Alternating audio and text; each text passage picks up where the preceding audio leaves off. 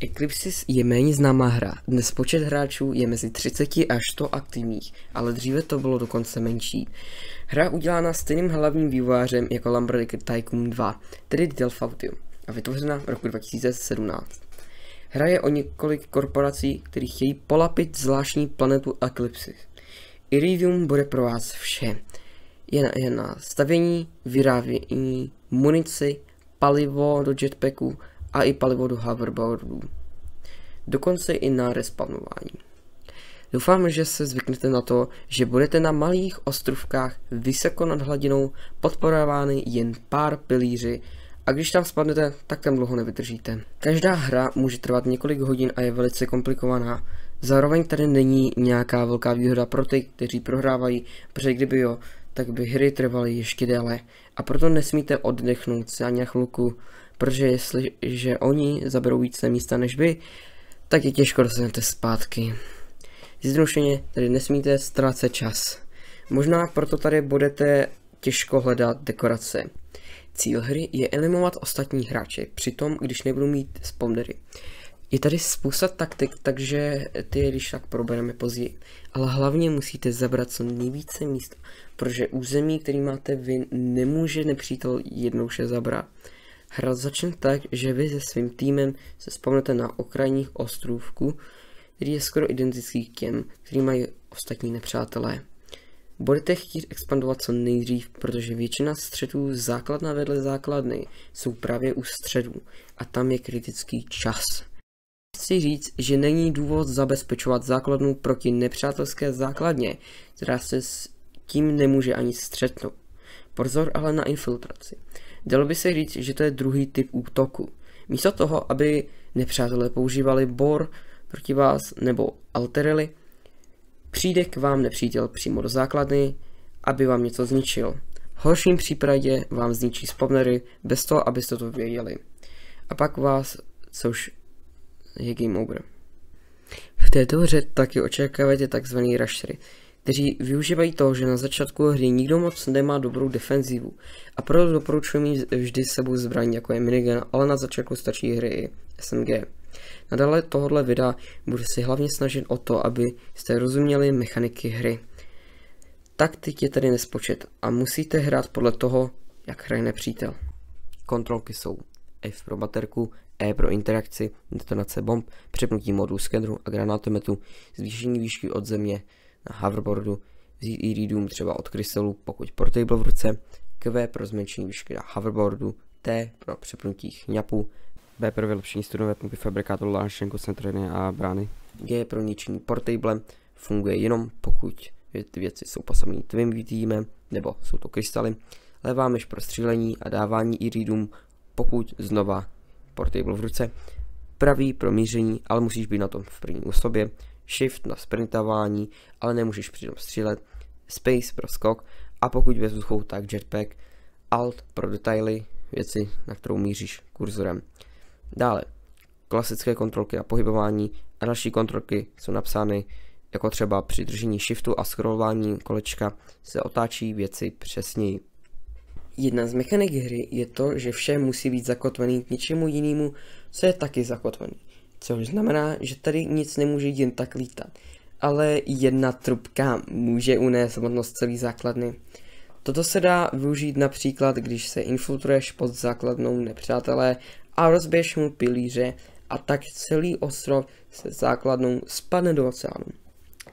Předtím, než se rozhodneš tuto taktiku učinit, musíš vědět, že jsou tu 3 věci, které jsou jakoby základem zakotvení. Což znamená, že ta věc a všechny věci, které jsou k ní připnuty, nespadnou. To připnutí je, když něco postavíš na něco. Nutno podotknout, že vše, co je zakotveno, nebude ničeno oceánem, tedy můžeš stavět pod oceánem. A nějaké věci, které naopak nejsou zakotveny jako transceiver, nebudou fungovat. Jedna z výjimek je štít, který funguje i když není zakotvený, ale nefunguje, když je v pohybu. Další poznámka je to, že vše, co je připnutý k hoverboardu, není zakotvený. A tak jestli budete chtít zkusit dělat extrakci iridia z oceánu díky submersiblami, tak vám to moc nepůjde. První typ základ zakotvení je podoceánský pilíř. Všechny pilíře ve hře jsou zcela zhora ostrůvky a vedou až dolů pod oceán. Druhý typ zakotvení, který je asi nejméně známý, je speciální bod. Nenašel jsem, jak se to jinak jmenuje, ale vypadá to jako normální soudnová trubice, která vede z hora až pod oceán, až na to, že hořejšek je žlutý do zlatova. Tyto jsou používány na beacony neboli majáky a důvod, proč jsou základem zakotvení, je kvůli tomu, že kdyby tak nebyly, tak by minimálně hodně zdelšily jakoukoliv hru. Třetí způsob zakotvení je prostorová kotva, neboli Spatial Anchor. O tom si ale když tak řekneme později. Nezapomeňte, že vše je zničitelné, kromě teda toho žlutého speciálního bodu na beacony. Iridium je důležitá věc a pravděpodobně to, co vždy postavíte, je pumpa studny. Dá se to vylepšit celkem 3krát, kliknutí B. Tier 0 vám dá jen 5 iridia za sekundu. Tier 1 vám dá fabrikátor na to, který automaticky staví a ještě za nižší cenu. Tier 2 bude k tomu distributor znova za nižší cenu a Tier 3 vám zvýší produkci iridia z 5 na 15. Je to celkově velice dobré. V tom tak, jak málo to stojí a kolik toho udělá. Samotná pumpa ale udrží jenom 50 iridia a to moc není. Proto jsou tady skladiště, které jsou používány na to, aby když najednou potřebujete více iridia, tak abyste to zvládli. I když budete mít dostatečně extraktorů, tak že v žádném případě se vám nemůže stát, že celkový příjem a využití nebude v mínusu. Věci, které vyrábějí zbraně a vylepšují brnění a dokonce i all-terrain, tak potřebuje ho najednou, který je úplně full pro váš arzenál, že má přísun 1000 iridia za sekundu, když chceš vyrobit zbraň, která potřebuje 55 iridia a tvoje kapacita je jenom 25 iridia. Přesně tento problém mají bezdrátové neboli beztrubkové věci a obecně jsou prostě komplikovanější, ale to později. Nádrže většinou jsou takový, že menší mají samozřejmě menší kapacitu, ale cena oproti kapacitě je lepší než u větších nádrží. To tím ale vůbec nechci říct, abyste používali malé nádrže, jenom abyste to prostě měli na mysli. Jestli budete používat hoverboard a jet s ním v noci a přitom budete chtít, aby vás nikdo neviděl, doporučuji si namalovat to skladiště iridia třeba na černo, protože hádám, že nějak iridium svítí. Ale sám jsem to nikdy neskusil. Při připojení beztrubkových záležitostí jde vidět modrou čárou. Na rozdíl od normálních trubek, kde se sčítá kapacita, toho distributorů a transceiverama není. Samotné distribuční víčko má jenom 5 iridia kapacity a transceiver má jenom 25 iridia. Takže si nemůžete připojit jenom distribučním víčkem následující věci: Arsenal, Garage, SSIM, Upgrade Station, Artillery a Bor taky trochu, protože pokud to ještě nemá 100% nabito, tak to spotřebovává 40 iridia, což distribuční víčko na to nestačí. Dá se to teda jednoduše vyřešit tím, že prostě postavíte další distributor. Samozřejmě, kdybyste postavili 200 víček, tak by Arsenal fungoval, protože každá má 5 iridia kapacity, ale bylo by to hodně nepraktický.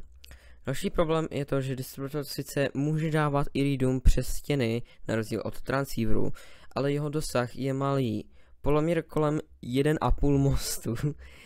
Distributor dává iridium jenom distribučním víčkům a přátelským hráčům, ale transceiver dává iridium jenom dalším transceiverům a na rozdíl od distributoru dává obousměrně.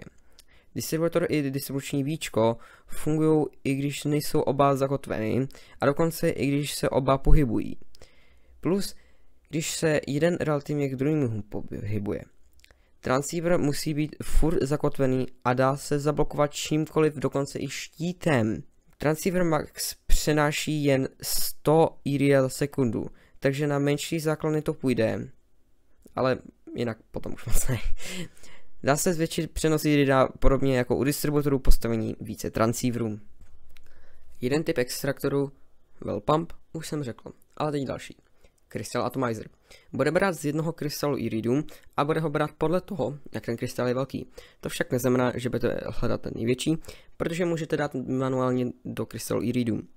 Maximální extrakce je 10 iridia za sekundu. Dále, kondenzátor. Bere iridium odkudkoliv, ale taky ho bere málo. Podle hry se píše, minimální extrakce je 1,16 iridia za sekundu, maximální je 5,19 iridia za sekundu. Když je výš od normální výšky země lomeno ostrůvku, tak dělá více iridia okolo 0,3 iridia za sekundu za každý stat, pokud už je 6 stat nad zemí. Ještě předtím, jak dělám toto video, tak byl kondenzátor odstraněn a místo něho bylo přidáno Spire Battery, což je podobný jako Wallpipe, až na to, že ono se to plisuje na Spire Pipes a dělá to 20 iridia za sekundu a nedá se to upgradeovat. Kondenzátor a Crystal Atomizer fungují, i když nejsou zakotveny. A fungují i v pohybu, ale s Crystal Atomizerem se nepohybuje krystal. V této hře většina hráčů dělali dva typy základen. Pokud normální, na povrchu, anebo takzvaný Sea Base, oceánská základna, která má jednu důležitou funkci, a to dělat co nejvíce iridia, jak se jenom můžeš přát. Tak moc, že i kdyby nepřátelé by se ti snažili ukrást, ani byste si to nevšimli. Však já sám si myslím, že trošku moc, až takhle, ale když můžeš prostě spamovat samý štíty, tak moc, že ani 3 laser strike ti vůbec nic neudělají, tak to fakt chceš. Tady to přání ti splní Submersible, který z poloviny postavíš do oceánu a pumpuje iridium přímo z oceánu. Bude dělat 15 iridia za sekundu, ale musí být zakotvená na to, aby fungovala. Dále mezi skupinou ostatních věcí bych dal za prvé gauge, který ukazuje, kolik máš a kolik dostáváš iridia v okruhu. A další za druhé drop tank, který můžete využít na vykradnutí iridia od nepřátele, protože jeho tok je jednosměrný, ale maximální přemístění iridia, který jsem osobně otestoval, je kolem 70 iridia za sekundu. Poslední věc v této videu jsou beacony neboli majáky. Staví se na podobné místky jako studové pumpy, ale vrch mají žlutý do zlatova. Už jsme si řekli něco o nich, jak jsou zakotvené, ale jsou to nejdražší věcí na postavení a z nějakého dobrýho důvodu. Vy jako tým musíte postavit nějaký specifický počet. Když jdete solo, tak potřebujete postavit 3, s tím, že každá bude stát 9667 iridia. Když duo, tak potřebujete 4 a každá bude stát 9250. Když trio, tak 4 a každá bude stát 11250 iridia a tak dále. Po celé mapě jich je celkem 7 a jsou rozmístěni do hexagonu, s tím, že poslední je uprostřed mapy. A důvod? No, představte si laser strike, ale nikdy nepřestávej střílet. No, asi tak. Prostě až dostavíte poslední z počtu, který potřebujete, tak za 150 sekund začne bombardování všech nepřátelských struktur a potom, když už není žádná nepřátelská struktura, tak začne střílet nepřátelský hráče samotný. Toto nese ale nějaký problémy pro člověka, který tak udělá, protože například pokud na začátku hry zlikviduješ jeden nepřátelský tým a z jejich pozůstatků extraktorů si připojíš k sobě, tak potom už je nebudeš mít. A možná ani tu zem, na který byly postaveny. To, co je ale pravděpodobnější, je to, že nepřítel zkusí postavit malé objekty pod vaší základnou a pak, když bombardování je, zkusí tak zničit při tom procesu i vás. Má to jeden ochranný prvek a to je to, že to nebude střílet vedle přátelských beaconů. Přátelé, ať už budete nepřátelé borovat, minumentovat, infiltrovat a ničit zevnitř, vykrásím iridium, udělat si sebe restriktivní board nebo totální létající battleship, rushnout či unudit je smrti, střed na nic stovky raket, anebo totálně zdemovat možným a nemožným bombardování z vesmíru, tak nezapomeňte, že to vše oni můžou udělat i vám, pokud vědí, že to jde. Pokud dělám další video, bude podobný, ale tentokrát o zbraních nebo taktikách, i když nemám moc chuť, říkám vám, jak to hrát do detailu. Každopádně děkuji za pozornost, na viděnou.